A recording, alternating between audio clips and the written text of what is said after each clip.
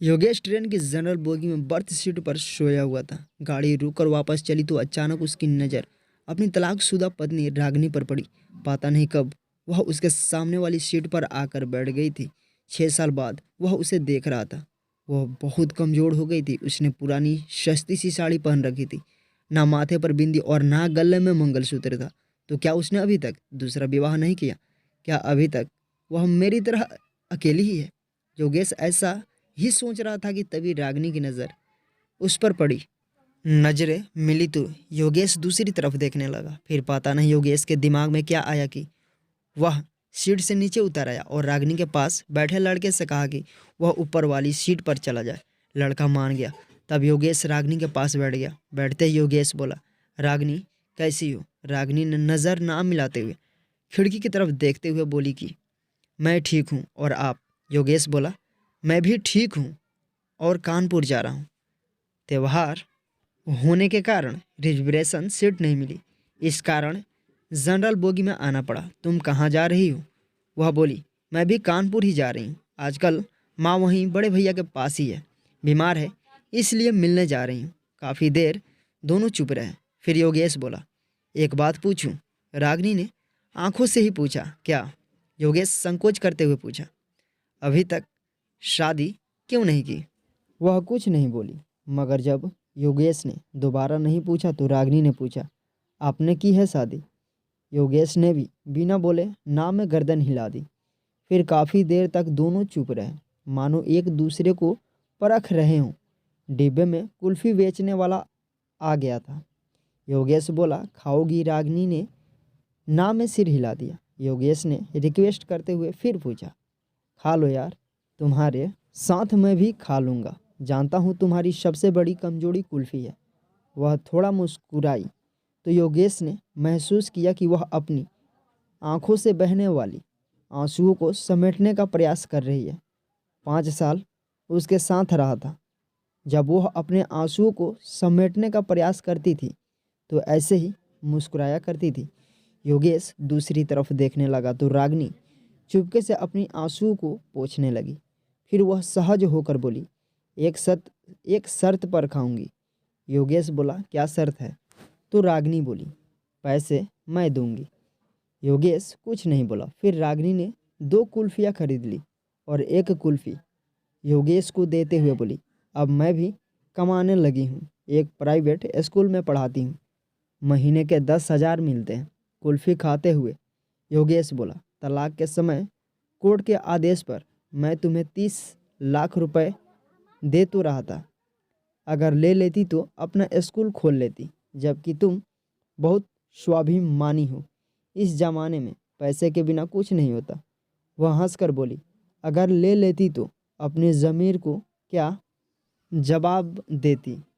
तो ये ज़मीर रोज़ कहता कि जिसे छोड़कर आई हो उसी के सहारे पल रही हो। योगेश बोला, तुम बहुत अच्छी हो, मासूम हो। ये एहसास तुमसे तलाक लेने के बाद मुझे हुआ। तुम यकीन नहीं करोगी, मैं बहुत बदल गया हूँ। पीना बिल्कुल छोड़ दिया हूँ, गुस्सा बिल्कुल नहीं करता। अब मैं किसी को नीचा दिखाने की कोशिश भी नहीं करता। जो तुम्हें बहुत बुरा लगता था वो सब बुरी आदतें मैंने छोड़ दी है। वह उदास होकर बोली, अब क्या फ़ायदा?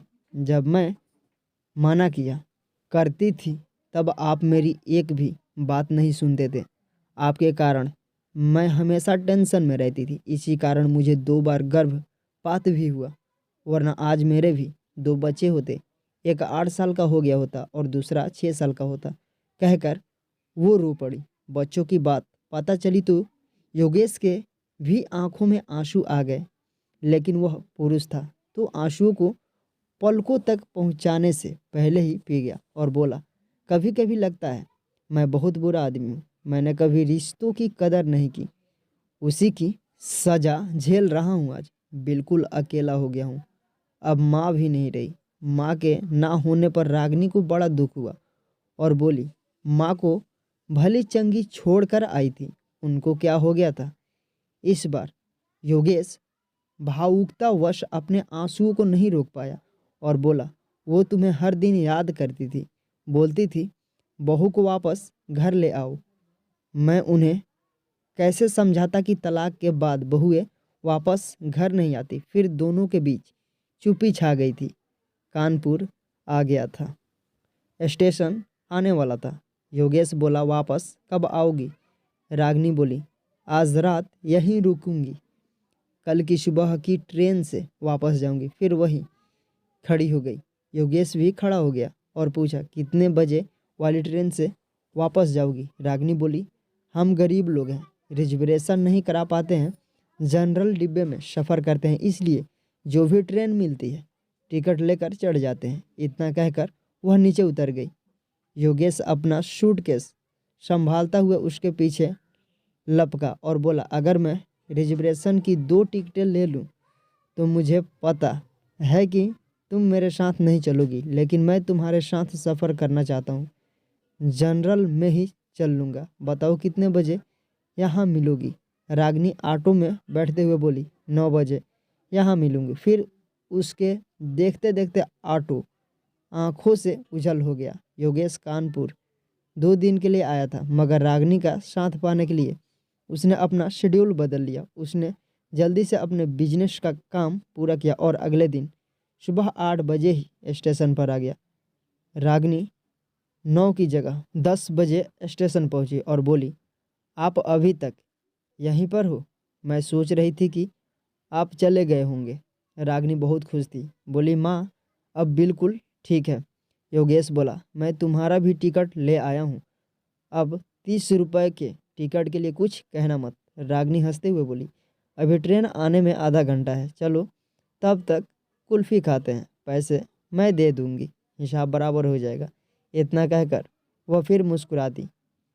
वह जब भी मुस्कुराती थी, योगेश की नज़र उसके चेहरे पर ठहर जाती थी। फिर दोनों ने कुल्फ़ी खाई और तब तक ट्रेन आ गई और फिर से एक नया सफ़र शुरू हो गया।